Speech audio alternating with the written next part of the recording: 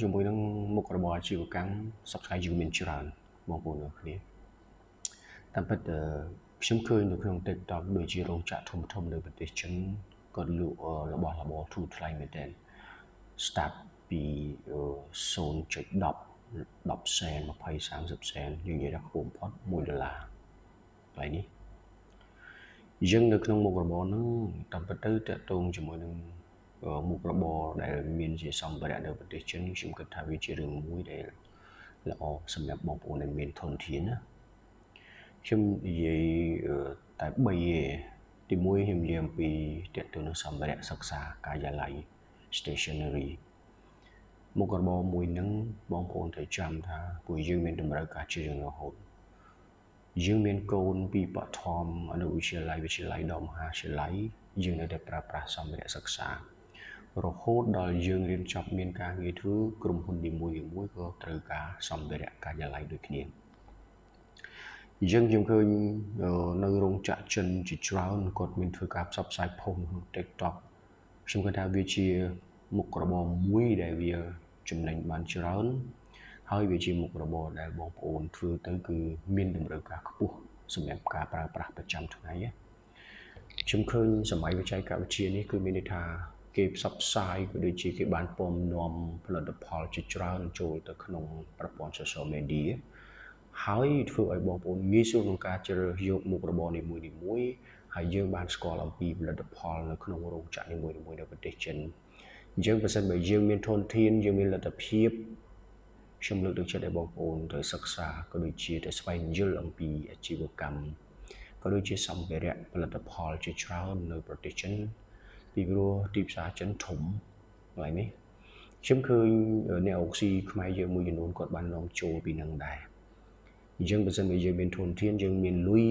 យើងមានកន្លែងធំសម្រាប់ក្នុងការបើកអាជីវកម្មហ្នឹងខ្ញុំលើកទឹកចិត្តថាវាជារឿងមួយដែលល្អហើយវាជាមុខរបរមួយដែលមិនចេះរីងស្ងួតជាមុខរបរមួយដែលនរណាក៏គេត្រូវការដែរហើយហ្នឹងណាតើតោងជាមួយនឹងសម្ភារៈសិក្សាគឺមានន័យថាយើងត្រូវការប្រើប្រាស់ជាប្រចាំឃើញសម្បីតែកូនចៅយើងគាត់រៀនពីបឋមរហូតដល់អនុវិទ្យាល័យមហាវិទ្យាល័យមានន័យថាគឺតម្រូវការខ្ពស់តើតោងជាមួយនឹងសម្ភារៈសិក្សាហ្នឹងអាហ្នឹងយើងអាចមើលបានហើយទិញនៅក្នុងតម្លៃធូរថ្លៃហើយយើងលក់ខ្ញុំគិតថាចំណេញសឹងថាលើសថ្លៃដើមទៅទៀតអាហ្នឹងមុខរបរទី1មុខរបរទី2ខ្ញុំឃើញរោងចក្រចិនដូចគេដែរគាត់ផុសរឿងសម្ភារៈផ្ទះបាយដូចជាកែវចានឆ្នាំងស្លាបព្រារបស់របរប្រើប្រាស់ក្នុងផ្ទះបាយក៏ឃើញនៅក្នុងតម្លៃមួយធូរថ្លៃមែនទេកន្លែងនេះអញ្ចឹងបើសិនបើយើងទៅសិក្សាទៅស្វែងយល់អំពីផលិតផលនីមួយៗនៅប្រទេសចិនហើយយើងត្រូវដឹងអំពីការបញ្ជាទិញក៏ដូចជាយើង shipping មកពីប្រទេសគេហ្នឹងហើយយើងចូលមកប្រទេសយើងហ្នឹងបង់ពន្ធយ៉ាងដូចម្ដេចអញ្ចឹងណាអញ្ចឹងបើសិនបើយើងជាអ្នកអូបស៊ីខ្ញុំលើកទឹកចិត្តថាយើងត្រូវតែទៅសិក្សាត្រូវតែទៅមើលស្វែងយល់ពីហ្នឹងពីព្រោះអាជីវកម្មខ្ញុំគិតថាផលិតផលរបស់ចិនសប្តាហ៍ថ្ងៃគឺពោពេញទៅដោយមិនយើងមិនមែននិយាយថាពីមុនយើងមានគំនិតមួយថាសម្ភារៈផលិតផលរបស់ចិនដូចមិនសូវមានគុណភាពប៉ុន្តែបច្ចុប្បន្នខ្ញុំសូមកោតសរសើរថាគឺសម្ភារៈរបស់គាត់គឺល្អខ្ញុំនិយាយអញ្ចឹងណាគុណភាពគឺទទួលយកបានអញ្ចឹងយើងទៅទិញនៅក្នុងតម្លៃមួយធូរថ្លៃហើយយើងបញ្ជាទិញច្រើនយកមកលក់នៅក្នុងទីផ្សារក្នុងស្រុកយើងខ្ញុំគិតថាយើងនឹងមានមុខរបរមួយដែលយើងប្រើប្រាស់ប្រចាំថ្ងៃដែលប្រជាពលរដ្ឋយើងបងប្អូនយើងគាត់ប្រើជាចាំបាច់អញ្ចឹងសម្ភារៈសិក្សាហ្នឹងមួយសម្ភារៈផ្ទះបាយហ្នឹង2ហើយមួយទៀតគឺតកតងនឹងខ្ញុំឃើញលក់សម្លៀកបំពាក់មិនថាជាកូនក្មេងបរោះស្ត្រីនារីទេ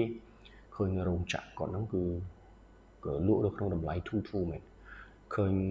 ក៏អាវខ្លះមកបេត្រឹម$50អីហ្នឹងយើងមានរាប់រយកាផ្លេអីចឹងណា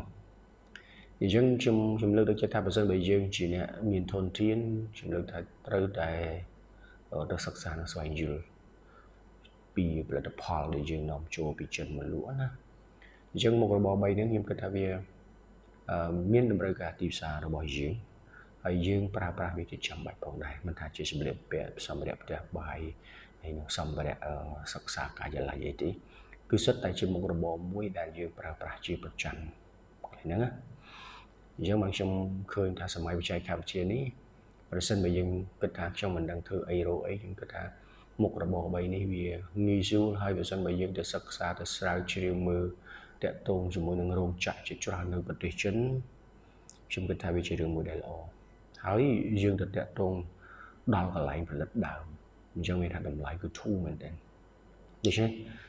ប្រសិនបើយើងមានធនធានមានលុយយើងមានទីតាំងល្អខ្ញុំលើកទឹកចិត្តឲ្យបងប្អូនទៅសិក្សាមើលនៅរោងចក្រប្រទេសចិនណាពីព្រោះផលិតផលក៏ល្អគុណភាពក៏ល្អដែរយើងទទួលយកបានយើងបានចង់និយាយថាពេលខ្លះយើងរកស៊ីយើងត្រូវតែប្រើបច្ចេកវិទ្យាយើងត្រូវតែចេះសិក្សាស្វែងយល់មិនពីមុនយើងរកស៊ីគឺយើងមានន័យថាយើងចង់ទៅជួបម្ចាស់ដែលលក់ផ្គត់ផ្គង់ដើមឲ្យយើងមានថាយើងត្រូវតែពឹងអ្នកទី2ទី3ដើម្បីទៅរកក៏ប៉ុន្តែបច្ចុប្បន្ន